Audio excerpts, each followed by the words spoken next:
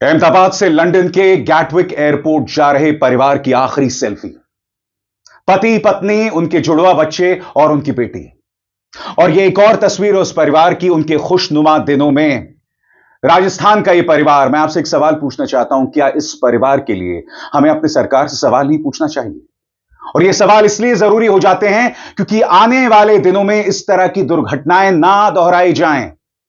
सबसे बड़ी बात, जिस ड्रीम लाइनर 787 की दुर्घटना हुई है उसके बारे में विसिल ब्लोअर पहले सवाल उठा चुके हैं। 1 साल पहले इसको लेकर बवाल हुआ था, मगर हमारे गृह मंत्री कहते हैं कि दुर्घटनाओं को टाला नहीं जा सकता।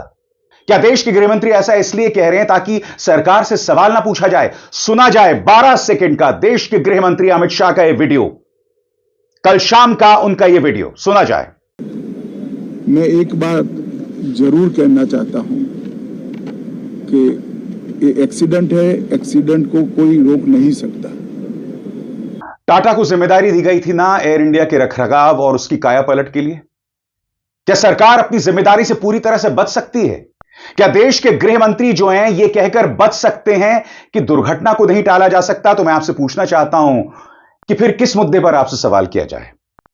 पहलगाम के बैसरण को अनाथ छोड़ दिया जाता है, वहां पर कोई सुरक्षा कर्मी नहीं होता। अमित जी, आतंकवादी आते हैं और 28 भारतीयों को मौत की घाट उतार देते हैं। अब तक उन आतंकवादियों को ना पकड़ा गया है, ना मौत की घाट उतारा गया है। आपसे सवाल ना पूछा जाए। कुंभ में हादसा होता है, अब तक भारतीय जनता पार्टी सरकार ने किसी पर कार्रवाई नहीं की है। मगर दूसरी तरफ बैंगलोर के चिन्ना स्वामी स्टेडियम में जो भगदड़ मचती है, जिस पर भाजपा बवाल मचाती है, मगर वहां की कांग्रेस सरकार ने पुलिस वालों पर कार्रवाई की है। बेंगलुरु आरसीबी के एक अधिकारी को गिरफ्तार भी किया है। इस तरह से कार्रवाई की जा रही है, मगर इस सरकार की कोई जवाबदेही नहीं है। बड़ी बड़ी घटनाएं हो जाती हैं, मगर देश के गृह मंत्री की कोई जवाबदेही नहीं है।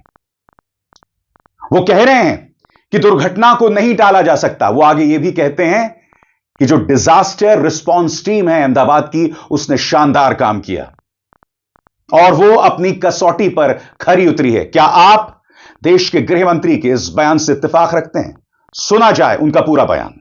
जिन्होंने अपने परिजनों को गंवाया है, हताहत हुए हैं, वो सभी को मनपूर्वक संवेदनाएं व्यक्त करता हूं।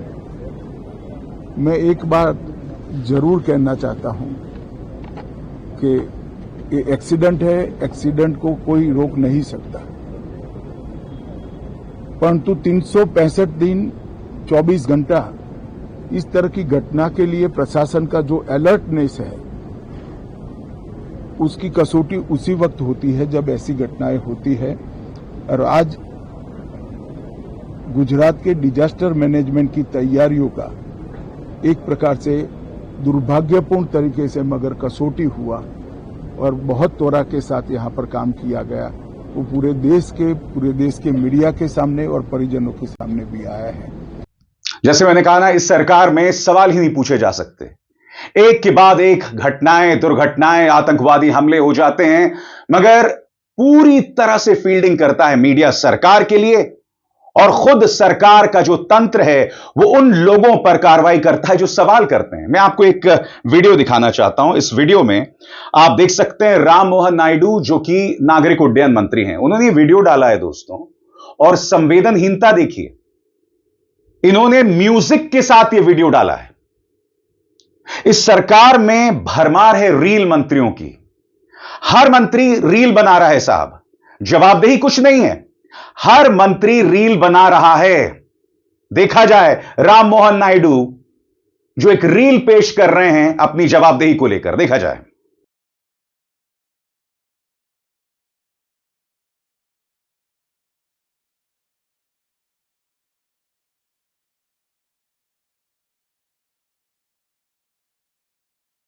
मैं आज सरकार से एक सवाल पूछना चाहता हूं दोस्तों। इस संस्था का नाम है एयर इंडिया एयरक्राफ्ट मेंटेनेंस। क्या आप जानते हैं इसका रखरखाव कौन करता है? इसका रखरखाव करता है Air India Engineering Service Limited, यानी AIESL। और इसका मालिक कौन है? Government of India. इसे मैनेज कौन करता है? Ministry of Civil Aviation. क्या आप जानते हैं AIESL, उसकी बिक्री होने वाली है, उसको डाइवेस्ट किया जाने वाला है, अब तक हुआ नहीं है। एयर इंडिया अपने अधिकतर प्लेन्स के लिए एयर इंडिया एयरक्राफ्ट मेंटेनेंस से जो है सुविधाएं लेता है रखरखाव को लेकर। यानी एयर इंडिया के जितने भी प्लेन्स हैं उसका रखरखाव कौन करता है? एयर इंडिया एयरक्राफ्ट मेंटेनेंस, जो किसके अंतर्गत आता है? भारत सरकार के अंतर्गत, मिनिस्ट्री ऑफ सिविल एविएशन के अंतर्गत। बताइए साहब, सवाल भी ना पूछा जाए।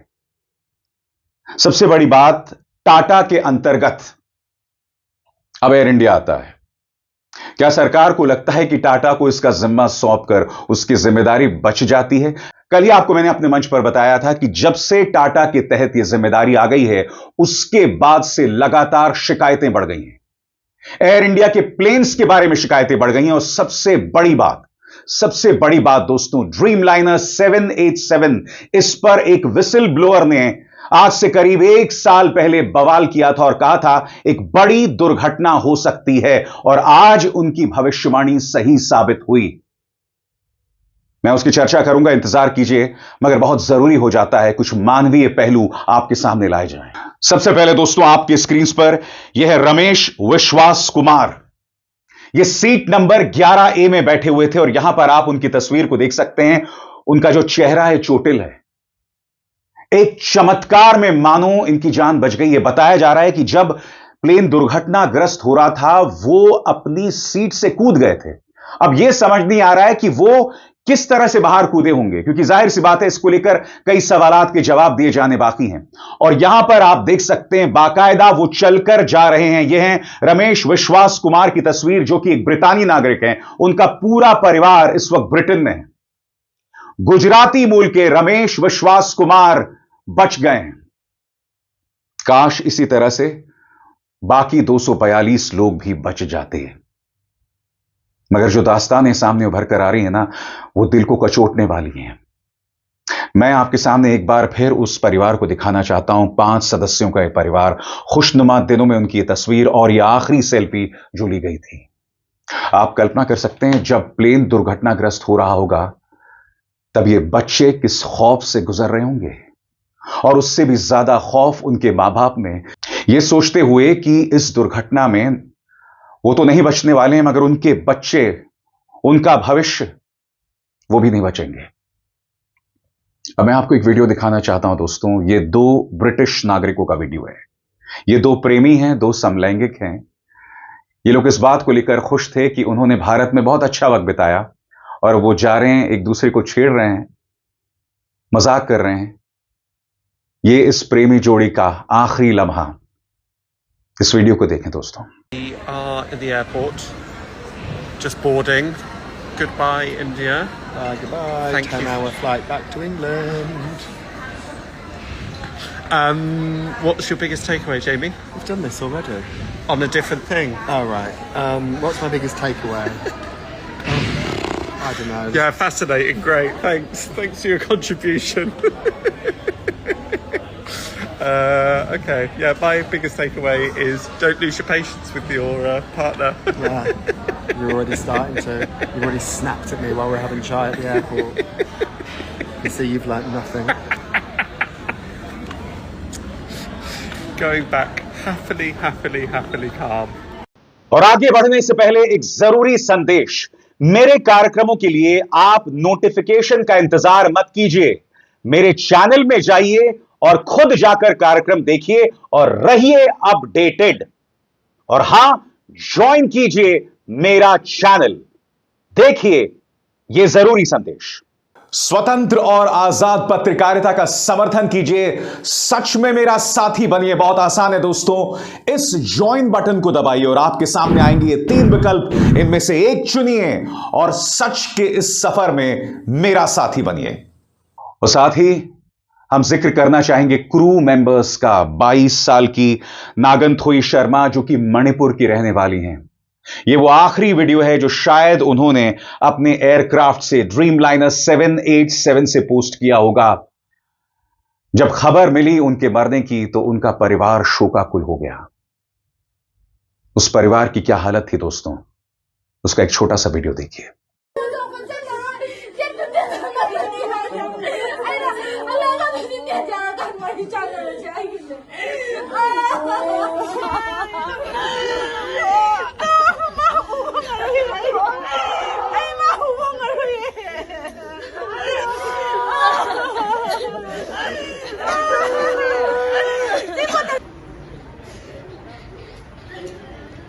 कई तस्वीरें सामने उभर कर आ रही हैं दोस्तों। आकाश वत्स जो इसी प्लेन में सवार थे दिल्ली से अहमदाबाद, उनका यह कहना था कि प्लेन का ना एसी काम कर रहा था, ना एंटरटेनमेंट सिस्टम्स काम कर रहे थे। मैं एक बात स्पष्ट कर दूं, अगर प्लेन का एंटरटेनमेंट सिस्टम काम नहीं कर रहा था तो इसका मतलब यह नहीं कि प्लेन में दिक्कत थी या प्लेन में टेक्निकली कोई खराबी थी, मगर हां एसी काम नहीं कर रहा था। और आकाश वत्स के इस दावे को खारिज भी नहीं किया जा सकता। इस वीडियो को देखिए क्योंकि इस वीडियो से कई सवाल खड़े हो रहे हैं। सुना जाए। And as usual, the in-flight entertainment is not working. Leave in-flight entertainment. Calicut to landing stations. If I talk about this light, it is also not working. If I press this cabin crew button, it's not working either. Nothing is working. Nothing at all.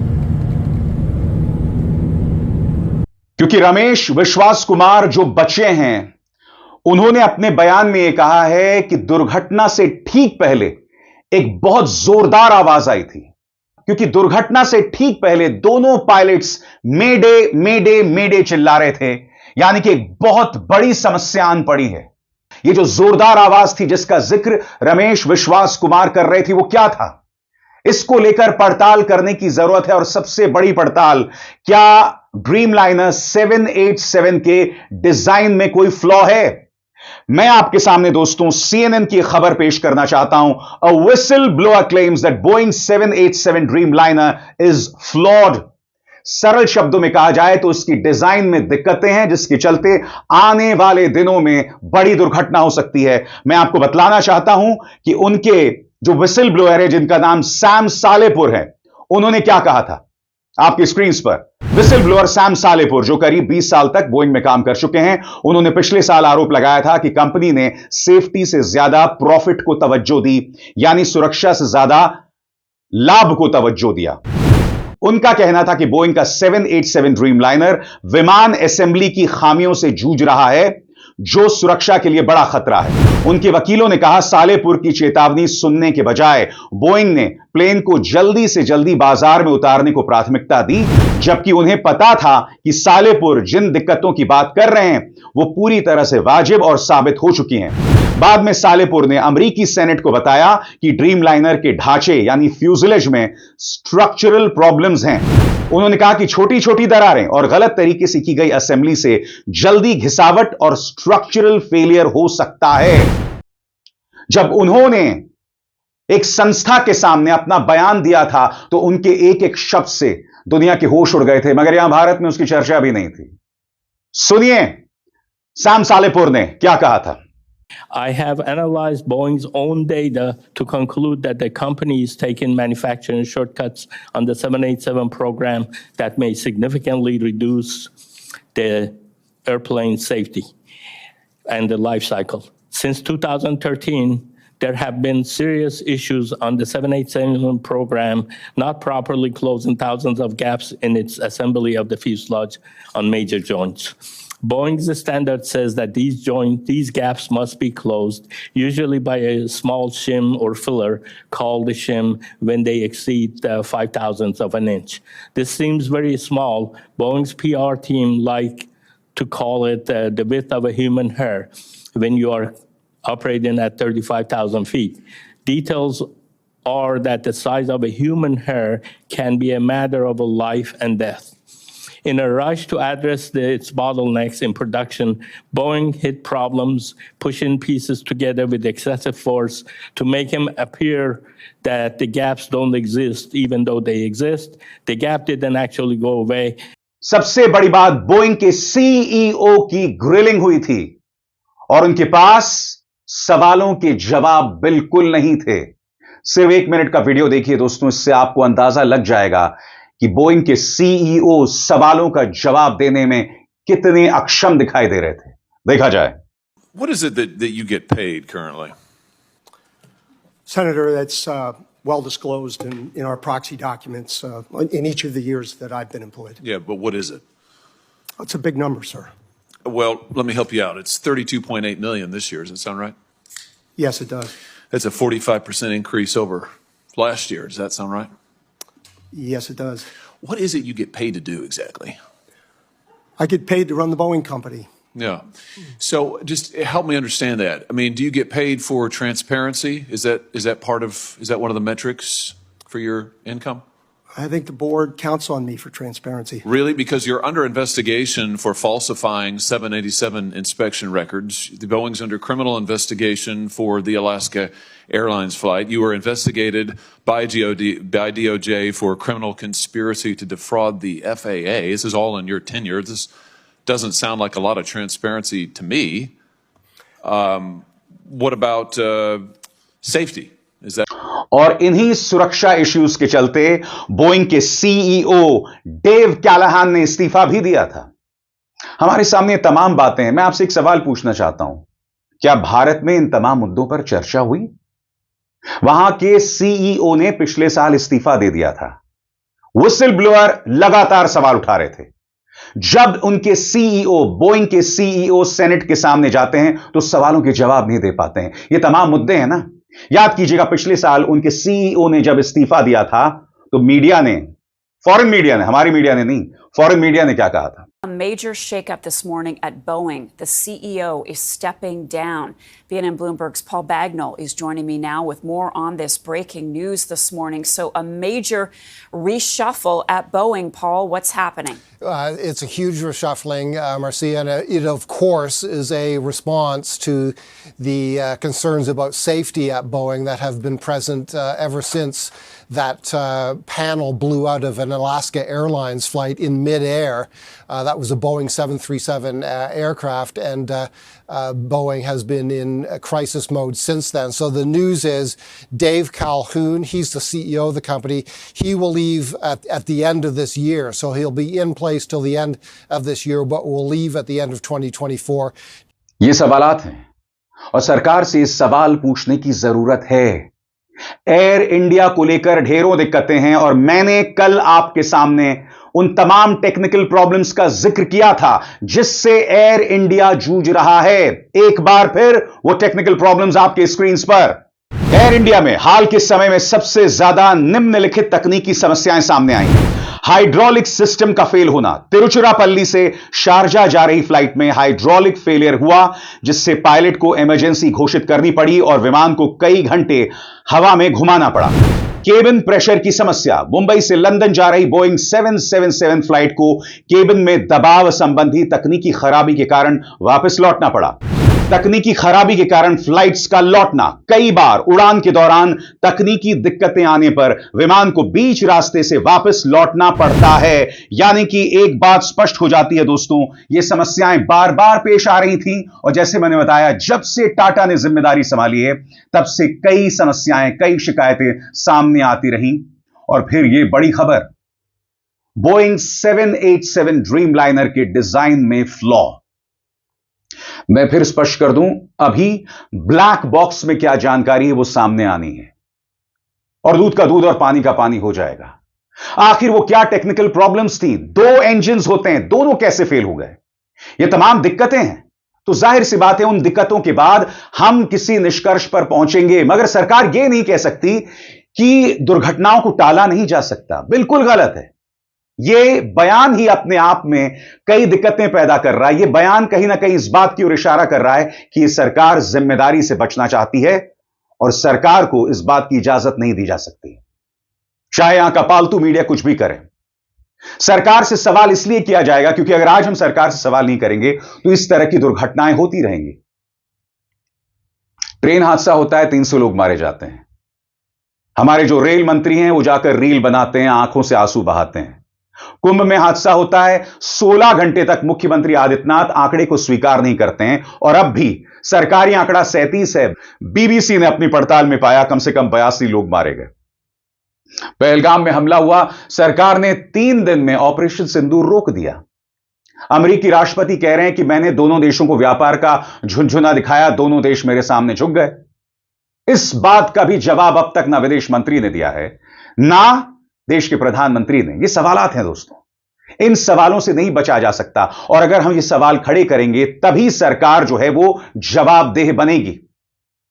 वरना मानो पिछले 11 सालों में सरकार की कोई जवाबदेही नहीं है, जो अपने आप में एक बहुत बड़ी त्रासदी है दोस्तों। सवाल पूछना सीखिए, मुद्दों पर, तथ्यों पर, जिस तरह से मैं अपने मंच पर पूछता हूं। अभिसार शर्मा को दीजिए इजाजत। नमस्कार।